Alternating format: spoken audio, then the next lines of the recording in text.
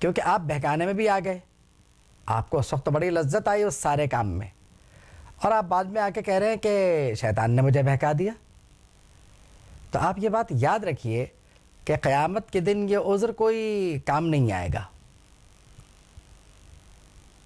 ہمارے عرض کرنے پر شیطان کو بے شک دوزخ میں پھینک دیا جائے گا، اور ہم بھی اگر جلائے گئے تو یہ عذر کام نہیں ہے کہ اس نے بہکایا تھا، ہم بہک بھی تو گئے تھے۔ بات تو جب تھی اللہ کے مخلص بندوں میں ہم جب ہوتے، یا اللہ کے مخلص بندوں میں ہم اس وقت ہوں گے جب اس کے بہکانے میں ہم بالکل نہ آئیں اور اس کی مخالفت شو کریں اس وقت۔ اور ایسا بارہا ہوا ہے کہ اللہ کے مقرب بندوں نے اس کی مخالفت شو کی ہے۔ اس کی مخالفت میں اللہ کی قربت پوشیدہ ہے، اس کی دوستی میں اللہ سے دوری ہے۔ تو اب ایسی دوستی جو اللہ سے دور کر دے، ایسی دوستی کا کیا فائدہ؟ تو بات یہ ہے،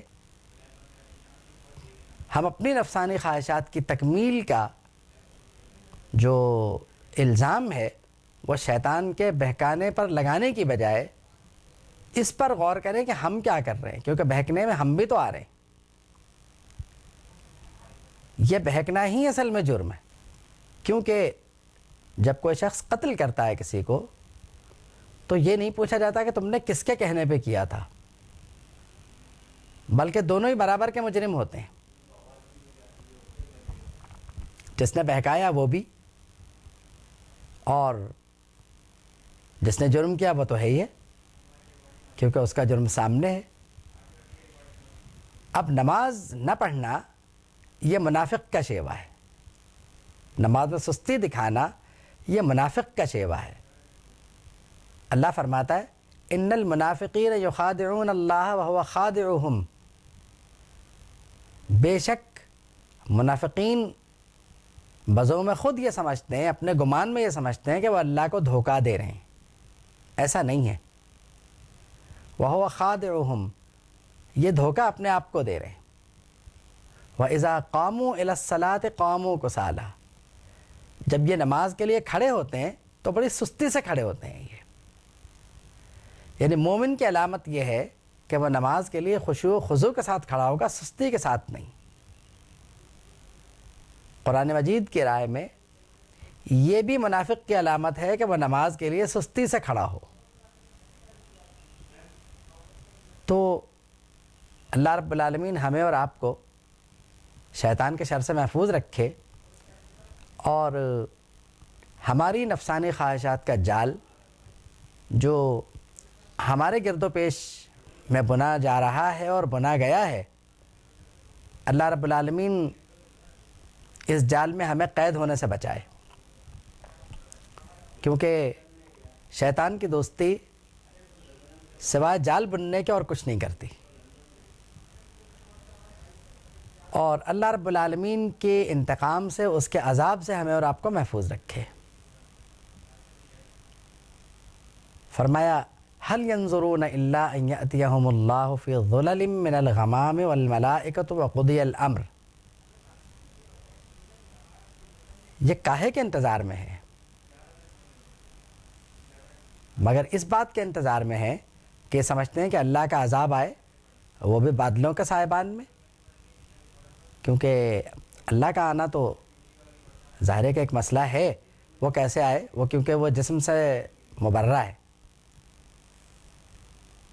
والملائکۃ، فرشتے، وقضی الامر، اور کام ہو چکا، وإلی اللہ ترجع الامور، تمام امور کا انجام اللہ کی طرف ہے۔